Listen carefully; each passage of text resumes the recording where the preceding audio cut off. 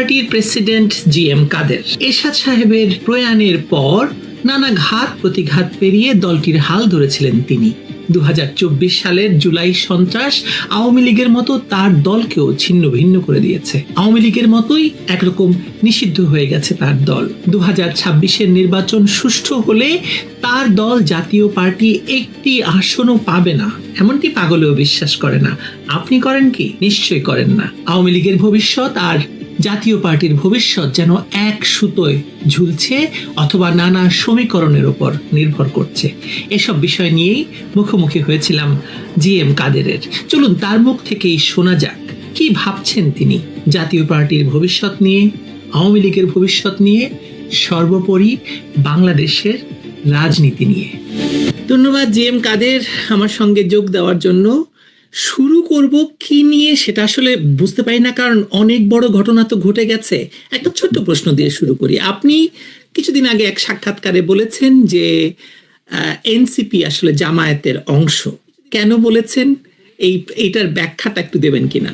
তার কারণ হলো এনসিপিতে যারা ছিলেন তৎকালীন সময় আমরা যেটা খেয়াল করেছি, মানে সমন্বয়করা, তারা অনেকেই মাদ্রাসা বা এরকম ধর্মীয় শিক্ষা প্রতিষ্ঠান থেকে শিক্ষিত হয়েছেন। প্রথমে নানানভাবে তাদের একটা ধর্মীয় রাজনীতির দিকে একটা ইনক্লিনেশন ছিল তাদের কথাবার্তায়, এবং তারা জামাত যেভাবে বা জামাত শিবির যেভাবে কথাবার্তা বলতেন সেভাবেই তাদের কথাবার্তার চালচলন ছিল। এবং পরবর্তীকালে জামাতের নায়েবে আমির আব্দুল্লাহ মোহাম্মদ তাহের, উনি তো বিবিসির কাছে পরিষ্কারভাবে বললেন যে এই পুরো আন্দোলনটাই আমরা করেছি, জামাত শিবির, এবং এখানে যারা সমন্বয়ক ছিলেন তারাও আমাদের পৃষ্ঠপোষকতা ছিল, তাদেরকে সর্বাত্মক সহযোগিতা, সর্বরকম সহযোগিতা, অর্থায়ন এবং ট্রেনিং ইত্যাদি আমরাই দিয়েছি, এবং আন্দোলনটার পিছনে আমরাই প্রধান শক্তি ছিলাম। জনগণের অংশগ্রহণ বা সার্বিক করার জন্য আমরা জিনিসটাকে গোপন রাখার চেষ্টা করেছি, যাতে করে সকল ধরনের মানুষ এখানে জয়েন করে। এটা বলার পরে কিন্তু এটা নিয়ে কিন্তু আর এনসিপি এটার কোনো প্রতিবাদ বা কিছু করেনি, এবং পরবর্তীকালে আমরা দেখলাম যে তারাও তাদের রাজনীতি, এবং এখন পর্যন্ত তাদের রাজনীতি বিভিন্নভাবে জামাত কেন্দ্রিক। তারা এখনো জামাতের সঙ্গে জোট করে নির্বাচন এসছে, এবং তাদের কথাবার্তা চালচলনের জামাতের মানে যেগুলো আদর্শ বা জামাতের যে উদ্দেশ্য এগুলো প্রতিফলিত হয়। যেমন একটা বড় কথা হলো, এরা সবাই মিলে কিন্তু একটা এই ৭১ মুক্তিযুদ্ধ এটার বিরোধিতার পক্ষে ছিলেন, যেটা জামাতের রাজনীতির সঙ্গে কিছুটা হলো। তারা তো শুরুই করেছিলেন এই কথা বলে যে মানে আমরা সবাই রাজাকার, এটা তো বলেই ছিলেন, ওনারা শুরু থেকেই বলেছিলেন। এবং একটি প্রশ্ন, একটি কথা তো শেখ হাসিনা সব সময় বলেছেন, শুরু থেকেই বলেছেন যে এরা সবাই জামাত শিবির। জুলাইতে যারা রাস্তায় নেমেছিল, তখন আমরা এটাকে ধরেছিলাম যেটা ওনারা একটা ব্যঙ্গাত্মক ভঙ্গিতে বলছেন যে আমাদের রাজাকার বলছেন, আমরা রাজাকারী, ঠিক আছে, এই ধরনের একটা মতবাদ আমরা ধরে নিয়েছিলাম। তবে এখন আমরা বুঝতে পারছি যে কথাগুলো সত্যি ছিল, এবং আক্ষরিক অর্থে সত্যি ছিল, এবং তারা সেটা অনেকেই অন্তর থেকে, তবে সবাই যে একেবারে এদের সঙ্গে ছিল এইভাবে তা নয়। এখন কিন্তু যেটাকে এনসিপি বলা হচ্ছে বা যেটা সমন্বয়, তাদের সংখ্যা কিন্তু অনেক কম। এখন সাধারণ যে অন্যান্য ছাত্র বা ব্যাপকভাবে যেটাকে তরুণ সমাজ, তারা কিন্তু এদের সঙ্গে এখন সহমত পোষণ করছেন না। আমরা বিভিন্ন সময় দেখলাম, বিশেষ করে নির্বাচনের ফলাফলে আমি পরিষ্কার দেখলাম যে সেভাবে তাদেরকে কোনো সমর্থন আমাদের তরুণ সমাজ দেয়নি। ফলে এটা যে তারা বলেছেন, কিন্তু এটা ঠিক যে এই শেখ হাসিনা যে বলেছিলেন, তখন আমরা কথাটাকে ধরে নিয়েছিলাম যে উনি তার জাস্ট মানে একটা কথার কথা বলেছেন বা রাগ করে বলেছেন। পরবর্তীকালে যে কোনো কারণ হোক, এটাই কিন্তু সত্য বলে প্রমাণিত হয়েছে। এটা হলো বাস্তবতা। জি.এম. কাদের, শুধুমাত্র জামায়াত শিবির তো নয়, এটা তো দেশি বিদেশি আক্ষরিক অর্থে একটা মেটিকুলাস ডিজাইন। আপনারা এই 2 বছর পরে, 2024-এর 2 বছর পরে এসে আপনারা কি ভাবছেন এই মেটিকুলাস ডিজাইনটা আসলে কেমন ছিল? না, মেটিকুলাস ডিজাইন তো এটা আমরা বলার আগেই আমাদের যে অন্তর্বর্তীকালীন সরকারের প্রধান ডক্টর মোহাম্মদ ইউনূস, ইনি এই কথাটি প্রথমে প্রকাশ করলেন যে এই আন্দোলনটি আসলে একটা খুব মেটিকুলাস ডিজাইনের একটা অংশ, এবং এটাতে বলতে গিয়ে উনি যেটা বুঝাতে চাইলেন বা যেটা কারণে এটা বলা হলো আমরা বুঝলাম, এটা হলো যারা সমন্বয় ইত্যাদি যারা এর সঙ্গে জড়িত, এরাই এটার মূল হোতা, এবং এটাই এদেরই অর্জন।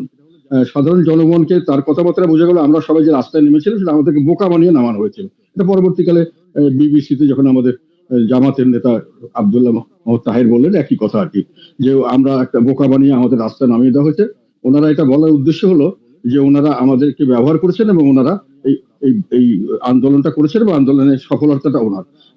এটার প্রধান উদ্দেশ্য হলো এই আন্দোলনটাকে সম্পূর্ণভাবে ওনাদের ব্যক্তিগত অর্জন শুধু নয়, এই ব্যক্তিগত ধারণার ভিত্তিতে পরবর্তী সরকার চলবে। এটি তাদের একটা মানে জনগণ বা অন্য সবাই যে আমরা চেয়েছিলাম একটা ভালো নির্বাচন হোক, তার মধ্যে একটা ভালো জবাবদিহিতামূলক সরকার হোক, এবং পরবর্তীকালে আমরা যেটার জন্য ফাইট করছিলাম, আমরা বৈষম্য একটা একটা ন্যায় বিচার ভিত্তিক একটা সমাজ পাবো যেখানে আইনের শাসন থাকবে, সুশাসন থাকবে, এগুলো তারা ভুলে গেলেন। তারা বললেন যে এইসব ছেলেপেলেরাই করেছে, এটা ম্যাটিকুলাস ডিজাইনের অংশ এবং তাদের সম্পূর্ণ কৃতিত্ব তাদের, এবং সেই কারণে তাদের কথা মতোই এখন যা সংস্কার করতে হবে, তাদের কথা মতোই বিচার করতে হবে, তাদের কথা মতোই তাদের ধারণার হিসাবে একটা নির্বাচন করতে হবে। আমি সে কথায় আসবো জি এম কাদের, আপনার কি মনে হয় আপনাদের ফাইন্ডিংসটা কি, আপনাদের ফাইন্ডিংসটা কি যে আসলে কেন শেখ হাসিনার সরকারকে সরানো হলো, কি কারণে? না, এটা এখন পরিষ্কার তারাই বলেছে কি কারণে সরানো হলো। তাদের কথা হলো যে তারা যেটা মানে যেটা যে এতদিন পর্যন্ত যেভাবে শেখ হাসিনা বা বাকি সবাই আমরা যেভাবে চলতাম, এটা সঠিক ছিল না, এবং ৭১-এ যে মুক্তিযুদ্ধ হয়েছিল এটাও সঠিক ছিল না।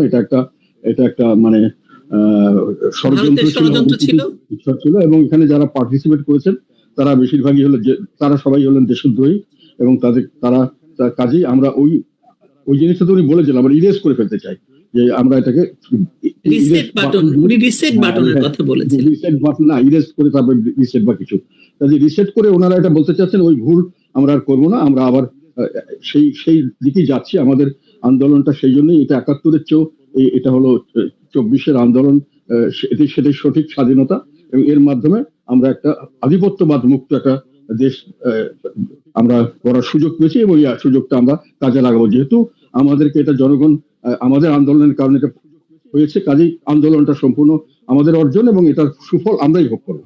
ফলে বাকি যাদেরকে আমরা দোষী বলবো, মানে এরা যে কোনো ভাবেই হোক একটা জিনিস তারা করার চেষ্টা করেছে, দেশকে দুভাগ করেছে।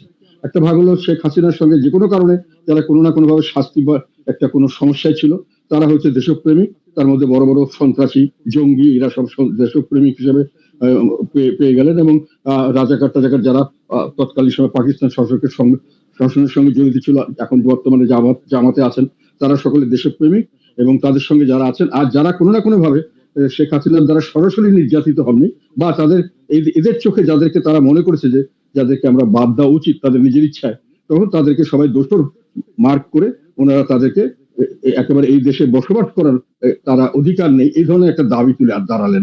যথেষ্ট রাজনীতি করতে পারবে না তা নয়, এদের এখানে এক্সিস্ট করতেই পারবে না, তাদেরকে দেখলেই ধরে ফেলে মেলে ফেলা হবে, তাদেরকে যেখানে সেখানে তাদের ব্যবসা বাণিজ্য ভেঙে ফেলা হবে, তাদেরকে মানে আগুনে পুড়িয়ে মারা হবে। এটা কি ফ্যাসিবাদ নয় জি এম কাদের? তো সেটাকে ফ্যাসিবাদ, আমি নব্য ফ্যাসিবাদ কথাটা সর্বপ্রথম ইউনূস সাহেবের বিরুদ্ধে আমি এটা বলেছিলাম। আর আমি একটা বলেছিলাম শুধু ইউনূস সাহেবের সম্পর্কে, আমার বক্তব্যগুলি আছে, সেটাতে বলেছিলাম যে আমার ধারণা হচ্ছে এটা ফ্যাসিবাদের চেয়েও বেশি চরম, এটাকে নাজিবাদ বলা যায়, যেটাকে নাজিজম বলে আর কি। হিটলার ওই একটা হিটলার তার যারা প্রতিপক্ষ তাদেরকে নির্মূল করে দেওয়া শুরু করেছে, নির্মূল মানে তাদেরকে এক একটা কাজ করে এক একটা ভাবে কোনো না কোনো অজুহাত দেখিয়ে তাদের শেষ করা শুরু করেছিল। সেই সময় একজন বলেছিল যখন তারা লিবারেলসকে ধরেছে তখন মনে করছি যে আমরা তো সেভ আছে, ওদের কি হবে, তারপরে যখন সোশ্যালিস্টদের ধরেছে আমরা মনে করছি এটা ঠিক আছে, যেমন ইহুদিদের ধরেছে ঠিক আছে, এখন যেন আমাদের ধরতে আসছে তখন আর আশেপাশে কাউকে আমরা পাচ্ছি না। এই কথাগুলো আমি বক্তৃতায় বলেছিলাম।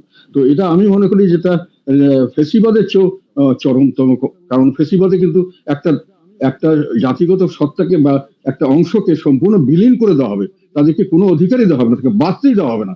এই ধরনের কোনো নীতি আমার মনে হয় কোনো কিছুতেই ডিফাইন করা যায় না, অ্যাকসেপ্টিং হিটলারের সেই একেবারে ইহুদিদের ধ্বংস করা বা একেবারে এই ধরনের পাকিস্তানের যেটা বলেছিলেন, করতে পারেননি অবশ্য, যেটা টিক্কা খান আমরা শুনেছিলাম তখন, যে টিক্কা খান বলছেন আমরা মিট্টি চাই, মিট্টি মানে আমরা শুধু মাটি চাই, যেটাকে বলা হয় জানি স্কর্চ, যাই হোক মানে শুধু মাটি চাই, আমরা এখানকার মানুষ চাই, বাঙালিদেরকে চাই না, কারণ এরা সব গাদ্দার বা হিন্দু, এদেরকে বাদ দিয়ে আমরা এখানে মুসলমানদের রাজত্ব তৈরি করবো, নতুন মুসলমান জনসংখ্যা আসবে।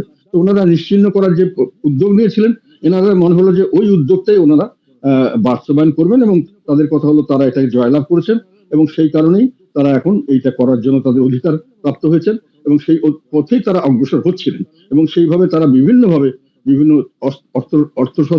অস্ত্রশস্ত্র অর্থ এগুলো দিয়ে ব্যাপকভাবে দেশের মধ্যে একটা পরিবেশ সৃষ্টি করেছিলেন যে দেশটা তারা পুরোপুরি কবজা করবেন এবং তাদের ইচ্ছা মতো একটি অংশকে সম্পূর্ণ নির্মূল অথবা একেবারে স্লেভ, তাদের কোনো ভোটাধিকার থাকবে না, তাদের কোনো ব্যবসা বাণিজ্য করার অধিকার থাকবে না, তাদের তো কোনো রাজনীতি করার অধিকার তাদের থাকবেই না, তাদের দল করার অধিকার থাকবে না। এই করে তারা মোটামুটি দেখা গেল লিবারেলস যারা সাধারণভাবে যেগুলো লিবারেলস দেওয়া এই ধরনের মানুষ মধ্যপন্থী এবং যারা একটু লেফটিস্ট ঘাসা তাদেরকে একবারই নিশ্চিহ্ন করে দেবে এই ধরনের, এবং তাদের মতে যারা এরকম মানে তারা দোষরটা এটা সম্পূর্ণ তাদের এখতিয়ার ছিল, যাকে দোষর বলা হবে সেই দোষর, এবং তারপর থেকে তার আর কোনো অধিকার থাকবে না। যেমন আমাদের দোষর, আপনি কি বলতে চাইছেন তারা সিলেক্টিভ দোষর মানে মানে না সিলেক্টিভ না, ঢালাওভাবে দোষর। মানে আমাদের যেমন আমরা তো এই আন্দোলনে আগাছে ঘোরা আমরা ছিলাম, আমি তো প্রতিদিনই স্টেটমেন্ট দিয়েছি, নানান কথা বলেছিলাম শেখ হাসিনার বিরুদ্ধে, এবং তার আগেও কিন্তু আমরা কিন্তু পার্লামেন্টেও আমি অনেক কথা বলেছিলাম এই তাদের এই বৈষম্য বিরোধী মানে বৈষম্য সৃষ্টি করার ব্যাপারে আওয়ামী ডেমোক্রেসি জায়গায় তৈরি করা হয়েছে বিভিন্ন ভাবে, এগুলোকে কিন্তু আমরা তুলে ধরেছিলাম। এমনকি আমি প্রথম দিনই যখন বৈষম্য বিরোধী কি বলে কোটা বিরোধী আন্দোলন শুরু হলো, সেটা 1 জুলাই বলা যায়, 3 জুলাই পার্লামেন্টে আমি পরিষ্কারভাবে বলেছি এটা কিন্তু কোটা বিরোধী আন্দোলন নয়।